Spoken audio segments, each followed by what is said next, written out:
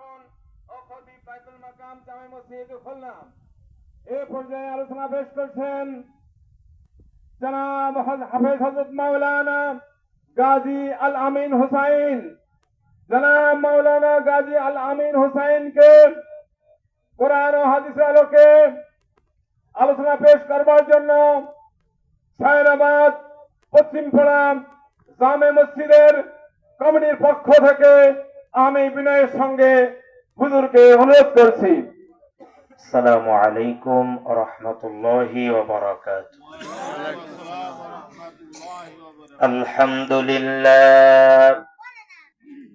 আলহামদুলিল্লাহ নাহমাদুহু ওয়া নাস্তাঈনুহু ওয়া নাস্তাগফিরুহু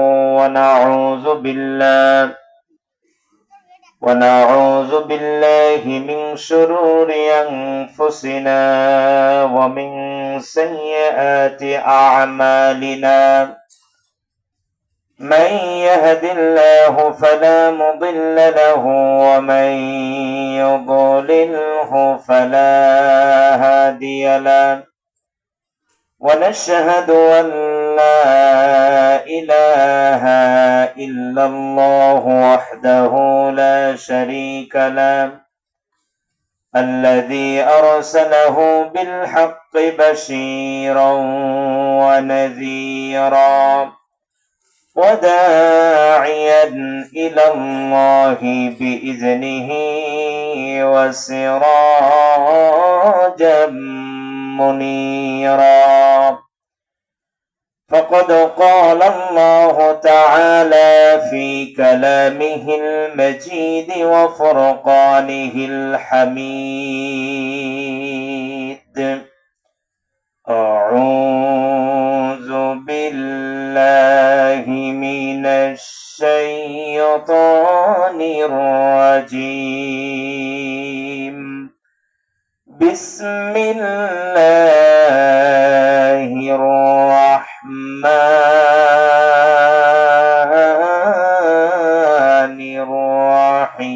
الرحيم إن الله وملائكته يصلون على النبي يا أيها الذين آمنوا صلوا عليه وسلموا تسليما اللهم صل على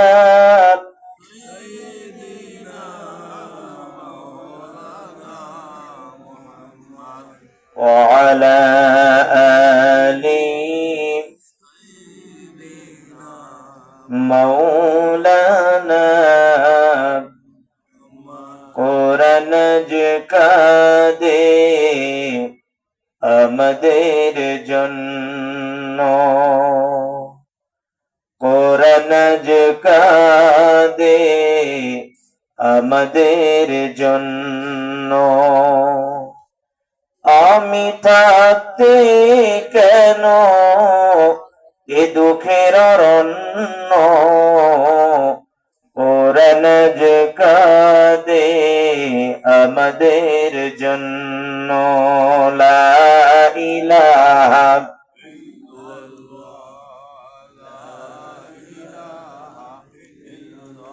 সবাই লা ইলাহা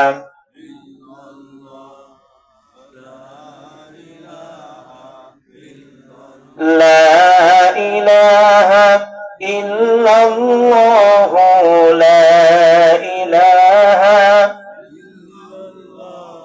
محمد رسول الله اللهم صل على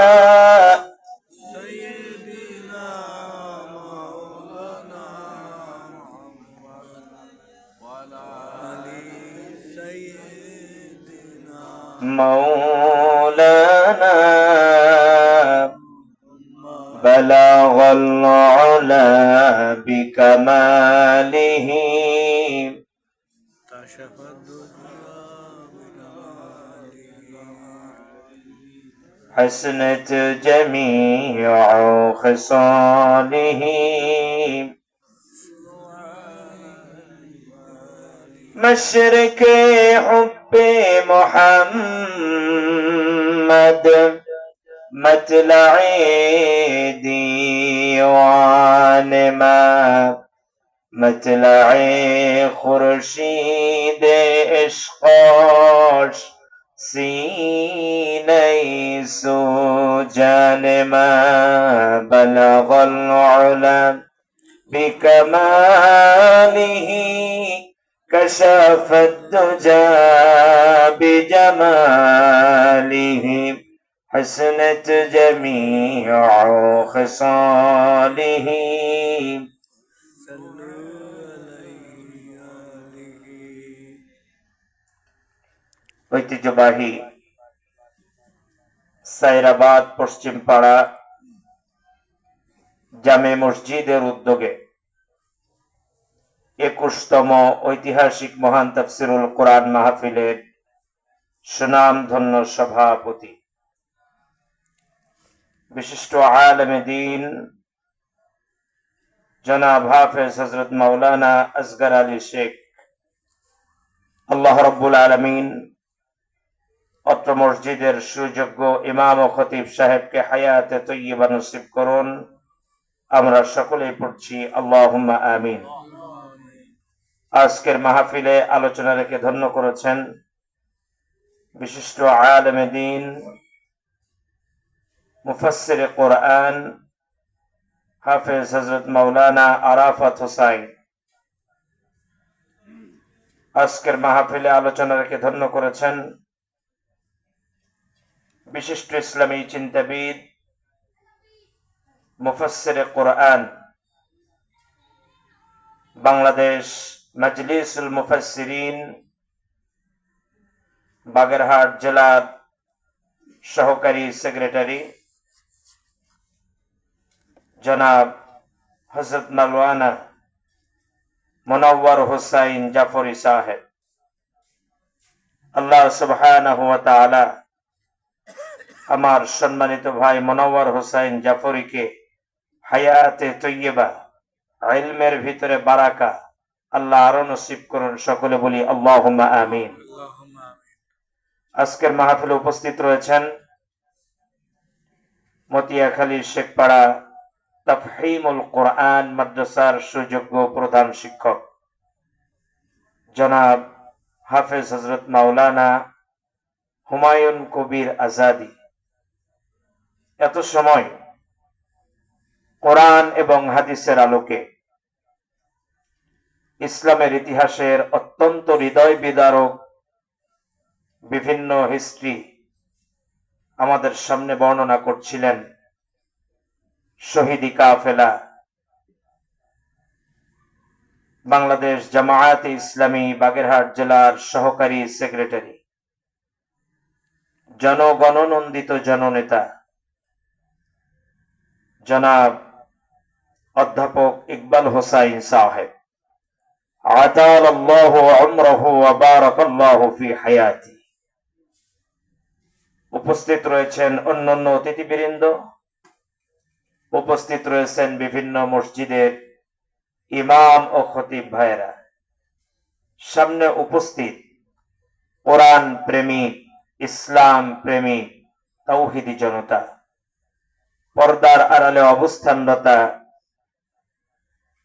অবলা সরলা সম্মানিতা মা এবং বোনেরা, আসসালামু আলাইকুম ওয়া রাহমাতুল্লাহি ওয়া বারাকাতুহু।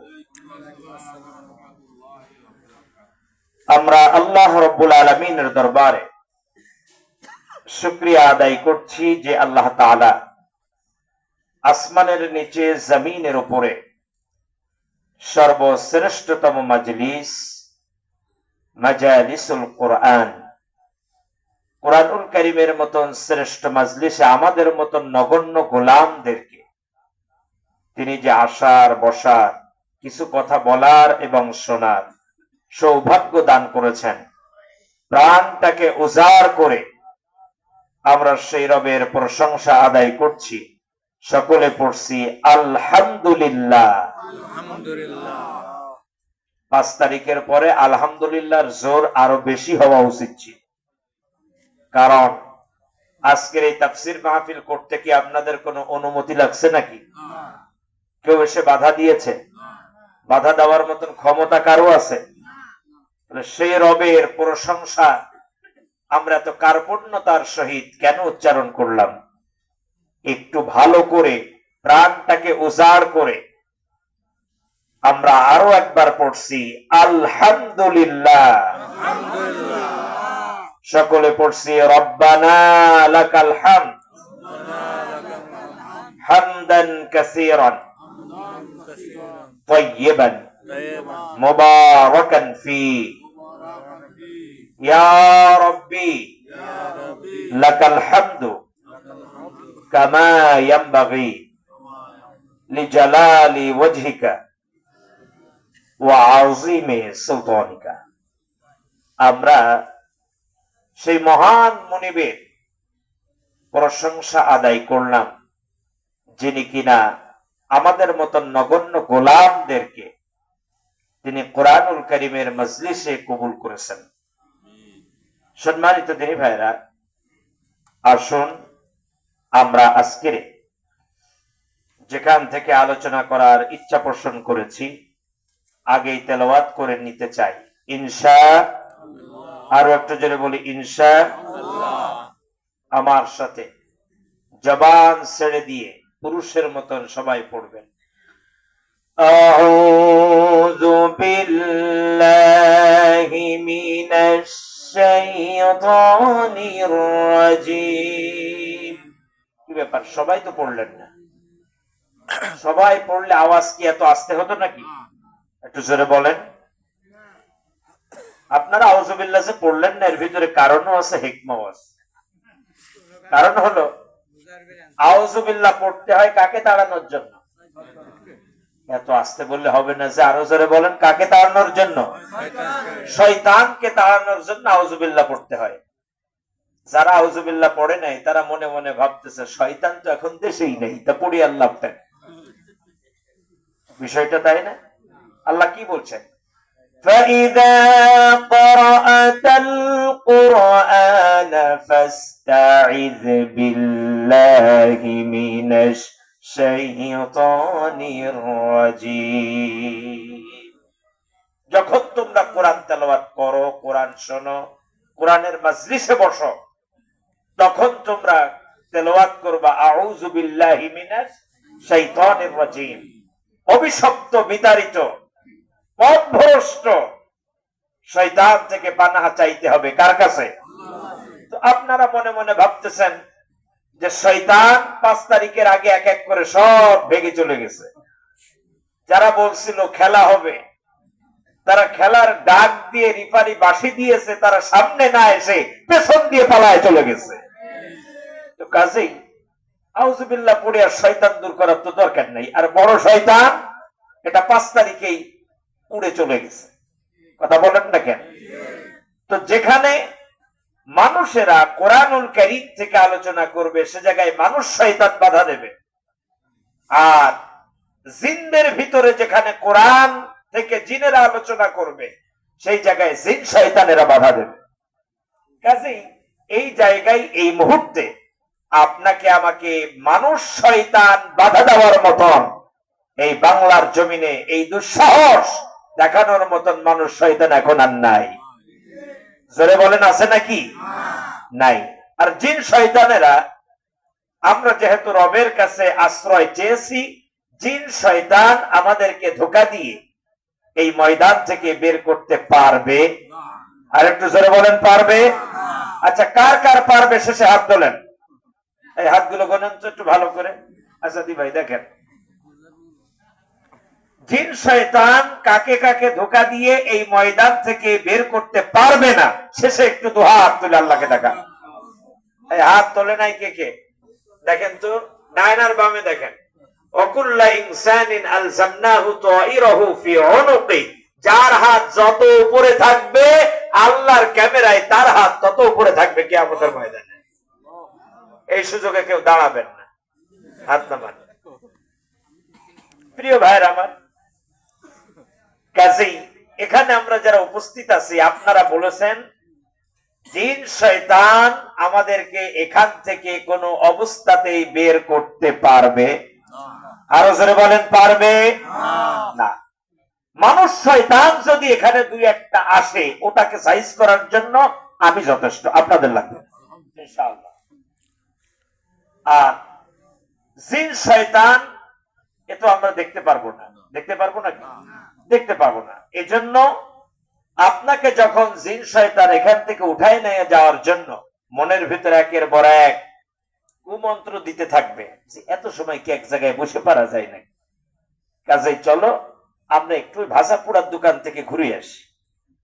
ওখানে যাওয়ার পরে জিন শয়তান আপনাকে মনের ভিতরে অসুয়াশা দিবে যে ওখানে যাওয়া দিয়ে কাজ নাই, সর্বোচ্চ 11টা পর্যন্ত হয়তো কথা বলবে, কাজেই বাড়িতে যাও আর শুনতে শুনতে চলে যাও, এখানে আর আপনাকে ঢুকতে দিবে না।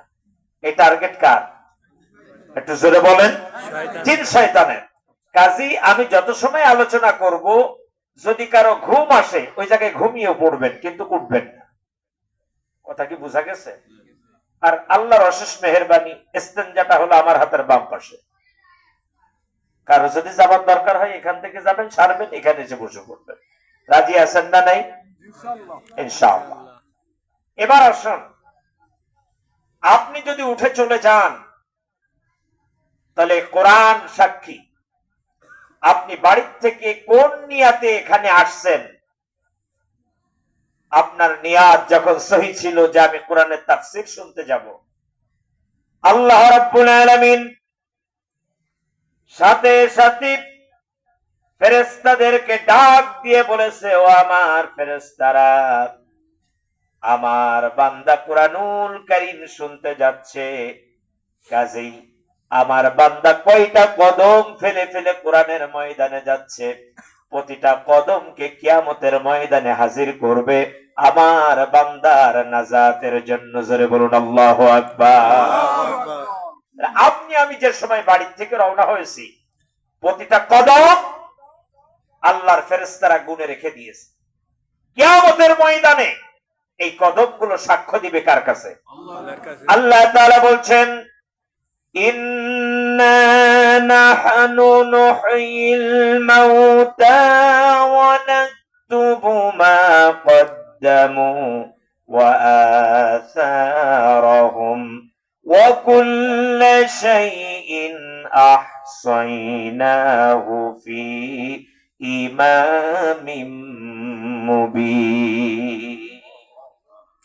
তাফসীরে ইবনে কাসীর প্রণেতা বলেন, ওয়া আসারহুম, এই আসার মানে হলো পায়ের পদচিহ্ন। এই আসার মানে কি? আর একটু জোরে বলেন। পায়ের পদচিহ্ন। তাহলে আপনি আমি যে সময় বাড়ি থেকে রওনা হয়েছি, এখানে কেউ হাত জাগিয়ে বলতে পারবেন আমি এই কয়টা কদম ফেলে এখানে আসছি? কেউ বলতে পারবেন? কিন্তু গুনে রাখছেন কে? এত আস্তে বললে হবে না, আরো জোরে বলেন কে? আল্লাহ তাআলা গুনে রেখেছেন। কার কল্যাণের জন্য? আমাদের কল্যাণের জন্য। কোন সময়? যেদিন আপনার আমার ওয়া উম্মিহি ওয়া আবি ওয়া সাহিবাতিহি ওয়া বানি, যেদিন কেউ আপনার আমার আপনজনেরা আর কিসে আসবে না, কোনো কাজে আসবে না, সেদিন এই কদমগুলো আল্লাহ তাআলার দরবারে সাক্ষ্য দিবে, রব্বে কারীম তোমার কোরআন শোনার জন্য অমুক স্থানে ছিল, সেখান থেকে হেঁটে হেঁটে 4 পার হয়ে জীবনের ঝুঁকি নিয়ে এপারে বসে কোরআন শুনেছে। আল্লাহ, আমি আজকের কোরআন বলছি, আমি আজকের সেই মাটি পায়ের পদচিহ্ন বলছি, তুমি তোমার বান্দাকে মাফ করে দাও। এবার আসুন, কে কোথায় বসে আছেন? কোরআন কি দেখতেছে না? এই কোরআন কিন্তু দেখতেছে। কোরআন মনে করছেন যেটা মনে হয় কাগজে লেখা এই পর্যন্ত শেষ নয়। কোরআন আপনাকে আমাকে আজকে দেখতেছে। পায়ের পদচিহ্ন সাক্ষী, পাশাপাশি যে যেখানে বসে আছেন ওই জায়গাটাও সাক্ষ্য দিবে। কে বলতেছেন? আল্লাহ রাব্বুল আলামিন বলছেন, يومئذ تحدث أخبارها এই জমিন যে যেখানে বসে আছেন, শুয়ে আছেন, ঠ্যাং লম্বা করে দিয়ে আছেন, এই জমিন কিয়ামতের ময়দানে আল্লাহ তাআলাকে ডাক দিয়ে বলবেন, আল্লাহ, আমার বুকের উপরে বসে থেকে তোমার বান্দারা কোরআন শ্রবণ করেছে, কাজে আমি কোরআন আর আমি এই জমিন বলছি, আল্লাহ তুমি তোমার বান্দাকে মাফ করে দাও। আর যারা উঠে চলে যাবে, আজকের কোরআন কি মাজলুম কিতাব না? একটু জোরে বলেন। এখনো কি বাংলাদেশে কোরআনের রাজ কায়েম হয়েছে? এখনো কিন্তু ষড়যন্ত্র চলছে, আরো সামনে আরো বেশি চলবে। এই সময় যদি আপনি আমি এই কোরআনের পক্ষে কাজ না করি, কোরআনকে এই ময়দানে ফেলে রেখে চলে যায়, কিয়ামতের ময়দানে উঠতে দেরি বিশ্ব নবী মুহাম্মদুর রাসূলুল্লাহ সাল্লাল্লাহু আলাইহি ওয়াসাল্লামের মামলার আসামি হতে একটুও লেট হবে না। এই মজলুম কিতাব কিয়ামতের ময়দানে এই কিতাব যেমন আপনার আমার বিপক্ষে সাক্ষ্য দিবে, অন্যদিকে আল্লাহর হাবিব ডাক দিয়ে বলবেন, অকালার রাসূল, রাসূল সাল্লাল্লাহু আলাইহি ওয়াসাল্লাম বলবেন, ইয়া রাব্বি, হে আমার রব, ইন্না কওমি, নিশ্চয় এরা সেই সম্প্রদায়, ইত্তাখাযু হাযাল কুরআন মাহজুরা, এরা কোরআন নিয়ে ঠাট্টা বিদ্রূপ করেছে, আর এরা চুপচাপ নামাজ রোজা নিয়ে ব্যস্ত ছিল, এরা কোনো প্রতিবাদ করে নাই।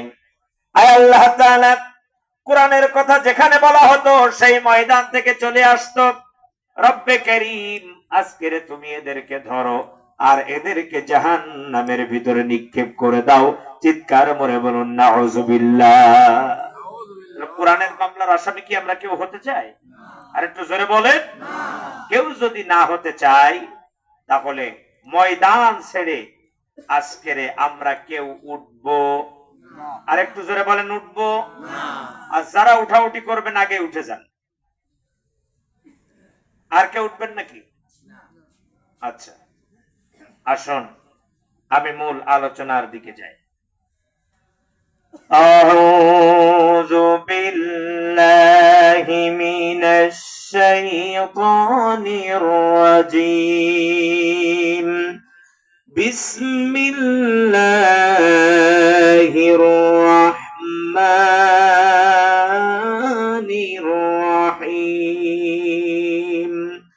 ইয়া আইয়ুহান নাসু ইত্তাকু রাব্বাকুমুল্লাযী খালাকাকুম মিন নাফসিন ওয়াহিদা وخلق منها زوجها وبث منهما رجالا كثيرا ونساء واتقوا الله الذي تساءلون به والأرحام إن الله كان عليكم رقيبا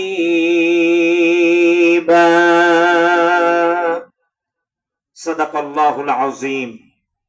আমি আপনাদের সামনে তেলাওয়াত করেছি মহাবিশ্বের মহাবিশ্বয় মহাগ্রন্থ আল কুরআনুল কারীমের সূরাতুন নিসার 1 নম্বর আয়াত।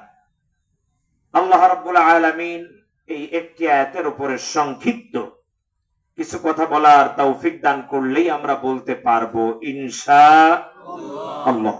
ক্বালু সুবহানাকা লা ইলমা লানা ইল্লা মা আল্লামতানা আলাইহি তাওয়াক্কালতু ওয়া ইলাইহি উনীব।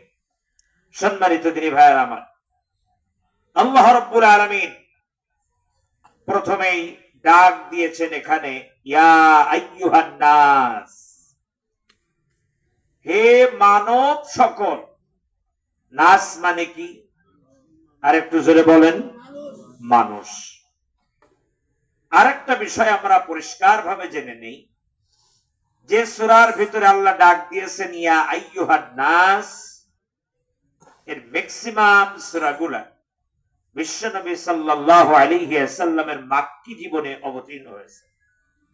আর যেখানে যে সূরার শুরুতে ইয়া আইয়ুহাল্লাযীনা আমানু, এর ম্যাক্সিমাম সূরাগুলা অবতীর্ণ হয়েছে মদিনাতুল মুনাওয়ারায়। কারণ মদিনায় শুধু মুসলমানই ছিল না, সাথে আরো একটা জনগোষ্ঠী যুক্ত হয়েছিল, তার নাম কি ছিল? মুনাফিক। একটু জোরে বলেন কি? মুনাফিক। প্রিয় ভাইয়েরা আমার, আল্লাহ তাআলা এখানে সকল মানুষকে ডাক দিলেন, ইয়া আইয়ুহান নাস, ও মানুষেরা। এখন বলুন তো, ইয়া আইয়ুহান নাস, এই নাসের ভিতরে কি শুধুমাত্র মুসলমানরা নাকি? আরো জোরে বলেন। তার মানে বোঝা গেল আল্লাহ তাআলা সূরাতুন নিসার সূচনায় শুধুমাত্র মুসলমানদেরকেই সম্বোধন করেন নাই, এখানে হিন্দু, বৌদ্ধ, খ্রিস্টান, জাতি, উপজাতি যা আছে সকলকে আল্লাহ তাআলা একসাথে ডাক দিয়ে বলছেন ইয়া আইয়ুহান নাস। প্রিয় ভাইয়েরা আমার, আল্লাহ যেহেতু এখানে সকলকে ডাক দিলেন রবকে স্বীকার করার জন্য, তাকে ভয় করার জন্য, তাহলে বোঝা গেল আল্লাহ শুধুমাত্র মুসলমানদের জন্য নয়। যেটা বলুন ঠিক কিনা? তার আগে আসুন, এই কোরআনে আল্লাহ তাআলা ইয়া আইয়ুহান নাস বলে ডাক দিলেন যে হে মানব সকল।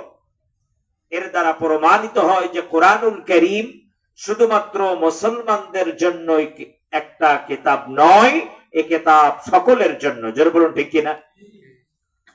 আল্লাহ রাব্বুল আলামিন বলছেন হুদাল লিন্নাসি ওয়া বাইনাতিম মিনাল হুদা ওয়াল ফুরকান। হুদাল লিন্নাস, এই হেদায়েত নামা এই হুদা সকলের জন্য, শুধুমাত্র মুসলমানদের জন্য নয়। তাহলে আজকের তাফসীর মাহফিল শুধুমাত্র মুসলমানদের জন্য নয়, এ কোরআনের তাফসীর মাহফিল সকলের জন্য। জোরে বলো ঠিক কিনা? প্রিয় ভাইরা, তাহলে কোরআন যদি সকলের জন্য হয়, আল্লাহ যদি সকলের আল্লাহ হয়, রাসূলুল্লাহ সাল্লাল্লাহু আলাইহি ওয়াসাল্লাম তিনি কি তাহলে শুধুমাত্র মুসলমানদের জন্যই রাসূল? তিনিও সকলের জন্য রাসূল। কে বলছেন? আল্লাহ রাব্বুল আলামিন বলছেন কুল ইয়া আইয়ুহান নাসু ইন্নী রাসূলুল্লাহি ইলাইকুম জামিআ। হে রাসূল, আপনি বলে দিন ইন্নী রাসূলুল্লাহি ইলাইকুম জামিআ, নিশ্চয়ই আমি সকলের জন্য রাসূল। চিৎকার মেরে বলুন আল্লাহু আকবার। আল্লাহ সকলের জন্য, কোরআন সকলের জন্য, রাসূলও সকলের জন্য। এখন প্রশ্ন এসে দাঁড়াচ্ছে যে অমুসলিমদের জন্য তিনি কেমন রাসূল? কি বিষয়টা তাই দাঁড়িয়ে গেল না? হিন্দুরা তো মুহাম্মদ সাল্লাল্লাহু আলাইহি ওয়াসাল্লামকে নেতা মানে না, মানে নাকি? তাহলে তিনি কেমন রাসূল তাদের জন্য? উম্মত কয় প্রকার? কি কি? উম্মত দুই প্রকার, নারী আর পুরুষ। হইল সোজা ব্যাখ্যা। আপনারা বলেন তো? ভাই বলেছেন মুসলিম আর অমুসলিম, হলো না। উম্মত হলো দুই প্রকার, এটা ঠিক আছে। একটু জোরে আওয়াজ দিয়ে বলতে হবে উম্মত কয় প্রকার। এত আস্তে বললে হবে না, আরো জোরে বলেন উম্মত কয় প্রকার। দেখেন আপনাদের কথা বলতে হবে, কারণ কি জানেন?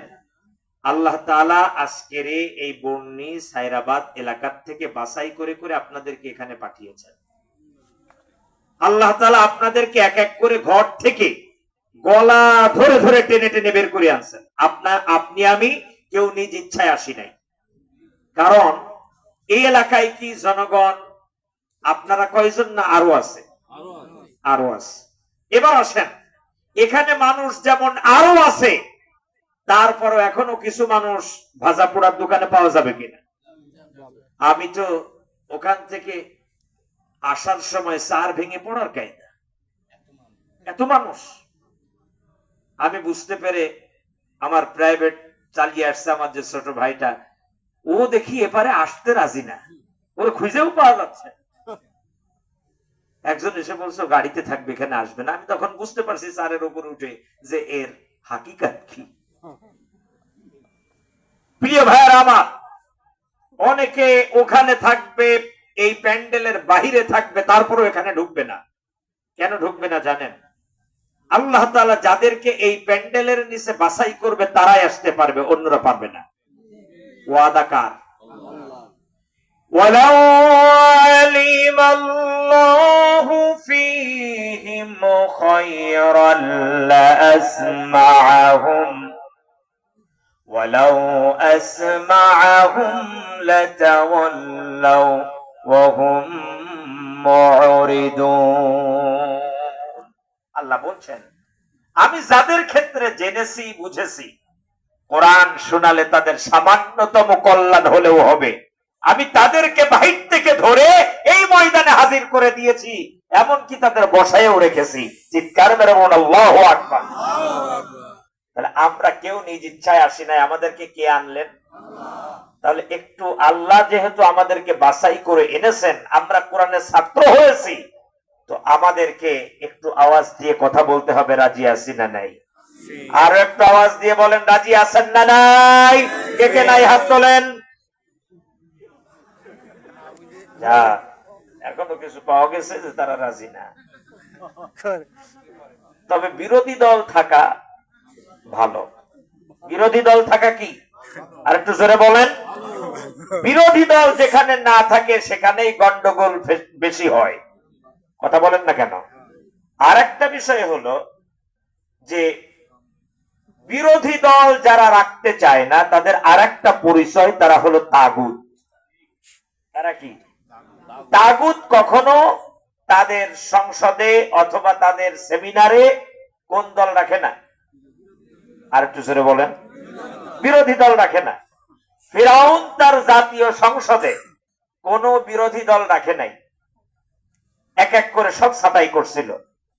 ঠিক তার ধারাবাহিকতায় লেডি ফিরাউন 15 বছর 7 মাসে বিরোধী দল সব কি করেছে? ছাঁটাই করছে। কাউকে ফাঁসি দিয়েছে, কাউকে শহীদ করেছে, কাউকে গুম করেছে। জোরে বলুন ঠিক কিনা? তো আমরা তো আর ফিরাউনের বংশধর না, কাজেই আমাদের এই সেমিনারে দুই একজন বিরোধী দল থাকা মানে এটাই প্রমাণ করে যে আমরা কেউ তাগুত না। এটা থাকা ভালো। প্রিয় ভাইরা আমার, তাহলে উম্মাত কয় প্রকার? পাশের জন যেন শুনে না ফেলে, একটু আরো আসতে বলেন। উম্মাত কয় প্রকার? 2 প্রকার। এক, উম্মাতে দাওয়া। মুখস্থ থাকবে, আমার সাথে ভালো করে পড়েন সবাই জোরে। সেই নুরানির ক্লাসে পড়ছিলেন না, ওই ঠিক সেরাম করে পড়বেন। একটু জোরে বলেন তো, উম্মত কয় প্রকার? পাশে যে কথা বলে নাই বুঝতে হবে তার একটু সমস্যা আছে। সে সমস্যা কি জানেন? মনে করেন মহিলা প্যান্ডেল থেকে একজনকে ধরে এনে এখানে যদি দাঁড় করায় দিয়ে বলি যে চাচি আপনি একটু জাতির উদ্দেশ্যে কিছু কর, তিনি একটাই কথা বলবে যে এতগুলো পুরুষের ভিতরে আমি কি কথা বলবো। কথা সত্য না মিথ্যা? তার মানে পুরুষের ভিতরে যে জাতি জোরে কথা বলতে পারে না সেই জাতির নাম, আপনারা বলেন না, জোরে বলতে হবে, সেই জাতির নাম কি? আরো জোরে বলেন। সেই জাতির নাম মহিলা। এবারে আপনাদের ডান এবং বামে যারা আছে, যদি কেউ আস্তে কথা বলবে তাহলে আপনি তাকে ধরে নিবেন আপনার পাশে কে বসে আছে। এবার একটু ভালো করে খেয়াল করবেন, ডান আর বামে যে সে আস্তে কথা বলছে না জোরে বলছে, কথা মনে থাকবে? তাহলে উম্মত কয় প্রকার? দুই প্রকার। এক নম্বরে হলো উম্মতে দাওয়া, ভালো করে বলেন, মনে থাকবে এটা। দুই নম্বর হলো উম্মতে ইজাবা। উম্মতে দাওয়া তাকে বলা হয় যে দাওয়াত পেয়েছে কিন্তু গ্রহণ করে নাই। বুঝতে পেরেছেন? এই পৃথিবীতে একজনও থাকবে না অমুসলিম যে তাদের কাছে দাওয়াত পৌঁছে না যাবে, সবার কাছে পৌঁছে যাবে। তাহলে উম্মতে দাওয়া যে দাওয়াত পেয়েছে কিন্তু গ্রহণ, তাকে বলা হয় উম্মতে দাওয়া। আর উম্মতে ইজাবা যে দাওয়াত পেয়েছে এবং গ্রহণ করেছে তাকে বলা হয় উম্মতে ইজাবা। এবার আপনাদের কাছে আমার প্রশ্ন হলো যে আমরা যারা এখানে উপস্থিত, আমরা কি উম্মতে দাওয়া নাকি উম্মতে ইজাবা? উম্মতে ইজাবা। তাহলে উম্মতে ইজাবার কাজ কি? আল্লাহ যাদেরকে কবুল করেছেন এই কল্যাণময় মাজলিসে, যারা আসতে পারে নাই, আজকের তাফসীর থেকে কিছু অংশ আগামীকাল চায়ের দোকানে তারা যখন থাকবে, মোড়ে থাকবে, ঘাটে থাকবে, তাদের কাছে পৌঁছে দেওয়া। কথা কি বুঝে আসছে? তাহলে আপনারা যদি এই তাফসীর কিছু তাদের কাছে পৌঁছে দিতে চান, তাহলে একেবারে যদি খেয়াল পূর্ণাঙ্গ ভাবে এদিকে না দেন, কিছুই নিয়ে যেতে পারবেন না। কথা সত্য না মিথ্যা? প্রিয় দিনী ভাইরা আমার, আল্লাহ সুবহানাহু ওয়া তাআলা এই কোরআন যেমন সকলের জন্য উন্মুক্ত করে দিলেন, ঠিক তেমনি বিশ্বনবী সাল্লাল্লাহু আলাইহি ওয়াসাল্লাম শুধুমাত্র মুসলমানদের জন্যই নেতা নন, তিনি সকলের জন্য নেতা। এখন কোরআন সকলের জন্য, মুহাম্মদ সাল্লাল্লাহু আলাইহি ওয়াসাল্লাম সকলের জন্য, তাহলে বাংলাদেশে যে ইসলামিক দলগুলো আছে, এই ইসলামিক দল কি শুধু মুসলমানদের জন্যই হবে নাকি অমুসলিমদের জন্য হবে? অমুসলিমদের জন্য হবে। কথা কি বুঝে আসছে এবার? প্রিয় ভাইরা, আল্লাহ তাআলা এবার ডাক দিয়ে বললেন, ইয়া আইয়ুহান নাস, ও মানুষেরা। তাহলে একটু জোরে আওয়াজ দিয়ে বলেন, আমরা কারা? আমরা মানুষ। এটা কি আওয়াজ হলো? আর একটু জোরে বলেন, আমরা কারা? মানুষ। এই পরিচয় আমাদেরকে কে দিয়েছেন? আল্লাহ তাআলা।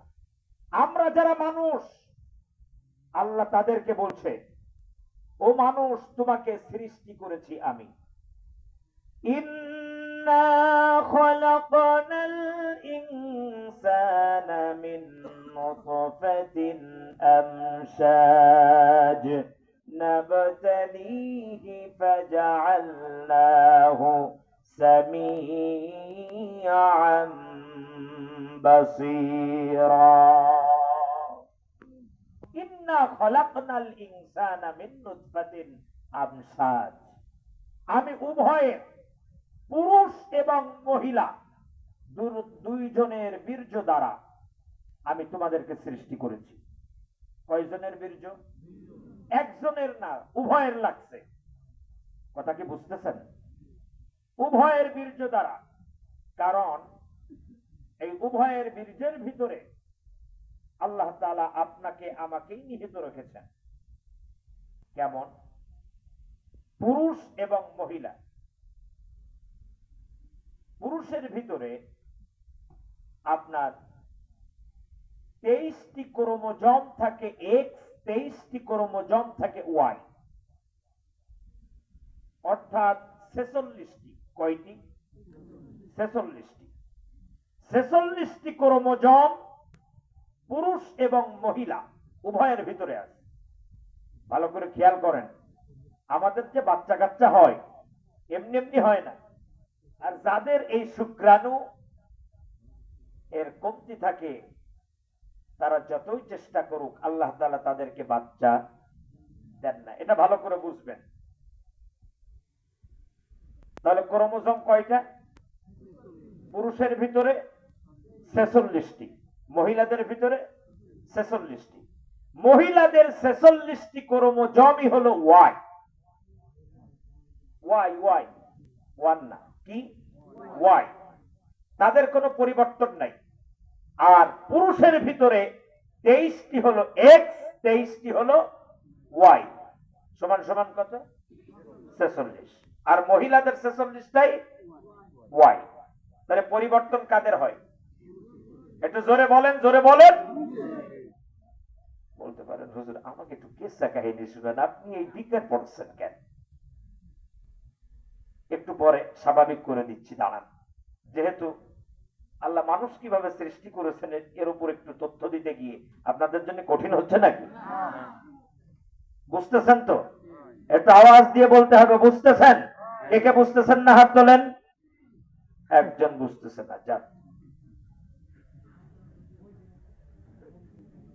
প্রিয় ভাইয়েরা আমার,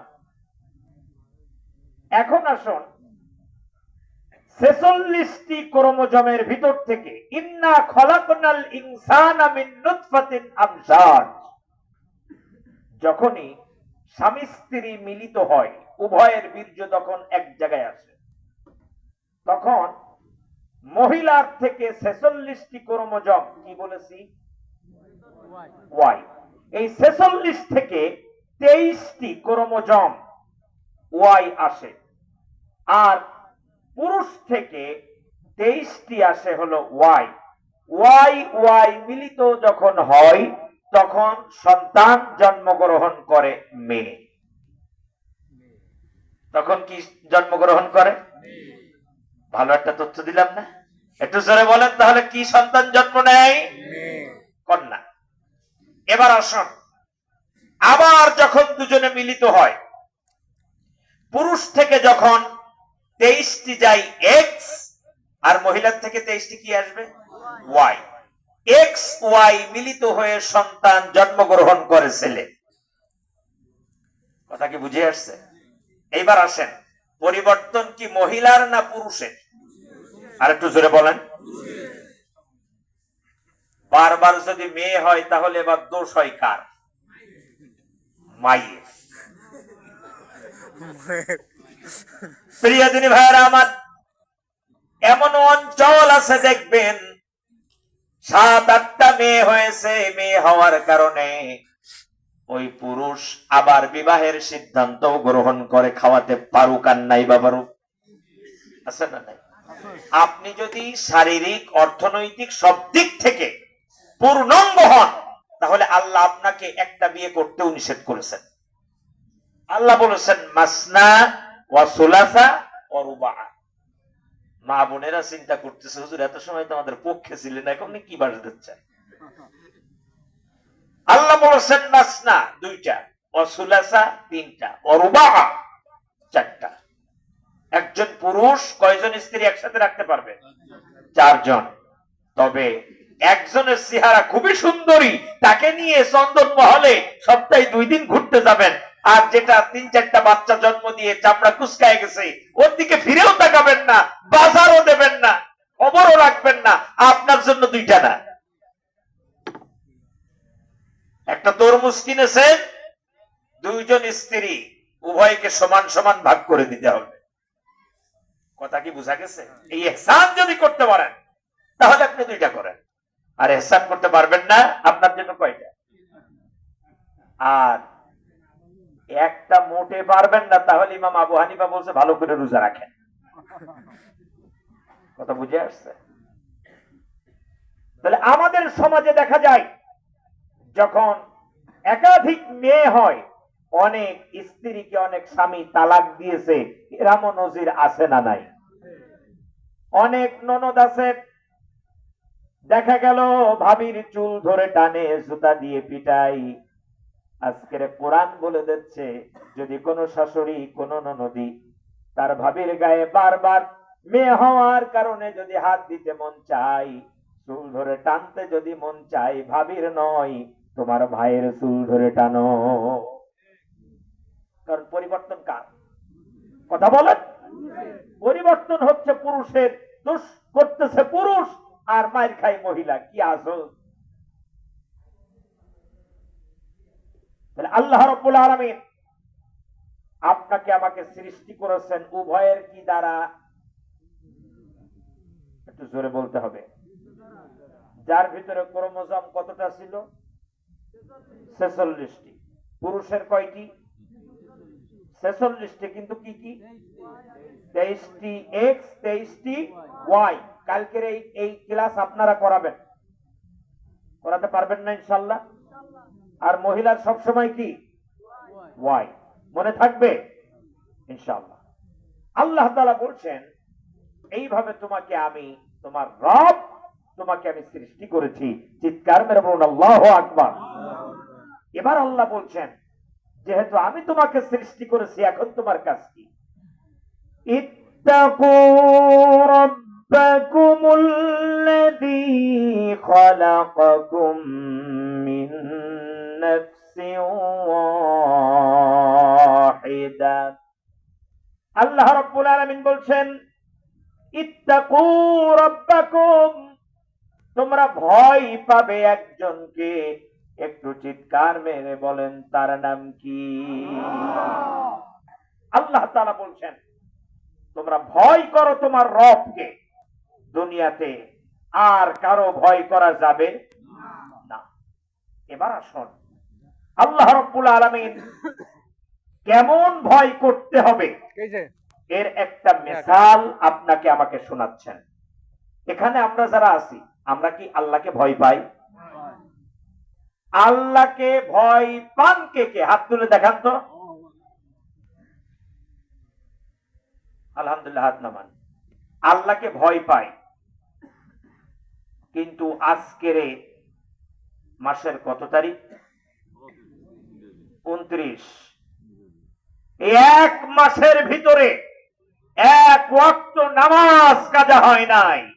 এখন যদি বলি কয়জনের, হাত সংখ্যা বেশি হবে না কম হবে? এটা আল্লাহর ভয় পেয়েছেন। এরপরে আসেন আল্লাহকে ভয় পান। নিজের কাছে নিজেই প্রশ্ন করুন, আপনি এখনো পর্যন্ত আপনার বোনের সম্পদ সুন্দরভাবে আল্লাহর ভয়ে, পিতা মারা যাওয়ার পরে সম্পদ বোনকে ডেকে বলেছেন তুমি এতটা অংশ পাবা, নিয়ে চলে যাও? সঠিকভাবে বুঝাই দিয়েছেন কয়জন? যদি বলি একটু হাত তোলেন, হাতের সংখ্যা বেশি হবে না কম হবে? কম হবে। এবার আসুন, এখানে জীবনে কোনদিন সমিতি করেন নাই কয়জন? এবার হাত তোলেন। হাত সংখ্যা একটু ডাইন বামে তাকায় দেখেন, হাতের সংখ্যা কম না বেশি? হাত নামান। তবে যারা করেছেন হতাশ হবেন। এবার আসুন আল্লাহকে ভয় পান। আপনার স্ত্রী, আপনার মেয়ে পূর্ণাঙ্গ পর্দায় থাকে। এখন যদি বলি কয়জন? হাত একটা পেয়েছি মাত্র। এই হলো আল্লাহর ভয় আমাদের। হাত নামান। এরপরে আসেন, আমি আল্লাহকে ভয় পাই, কিন্তু যখন আইল দিতে যাই তখন ওই বেড়া বারবার বলে খোকা এখানে আরো এক বিলস্ত তুমি পাবা, ঢুকাই দাও। আছে না নাই? ইত্তাকু রাব্বাকুম, এই হলো আমাদের আল্লাহর ভয়। এখন আসুন ভালো করে বুঝবেন, আল্লাহকে ভয় পাই কিন্তু পূর্ণাঙ্গ ভাবে ভয় পাই না। কোনো না কোনো জায়গায় আমার দুর্বলতা রয়ে গেছে। কথা বলেন না কেন? আপনি নামাজের দিক থেকে পরিপূর্ণ, আল্লাহকে ভয় পান, কিন্তু সমিতি করেন। সমিতি না করলে জাল দলিল করেন। জাল দলিল না করলে পাশের বাড়ির সম্পত্তি এক হাত দখল করে নিয়ে বসে আছেন। যদি তাও না করেন, আল্লাহকে ভয় পান জীবনে বোঝার বুঝ শক্তি হওয়ার পর থেকে আজ পর্যন্ত একটাও মিথ্যা কথা কর নাই, কে কে হাত তোলেন? একজন। তাহলে অবস্থাটা কি বুঝতেছেন? আল্লাহ কোরআনে কি বলছে? লিত্তাগীনা মাআবাল লা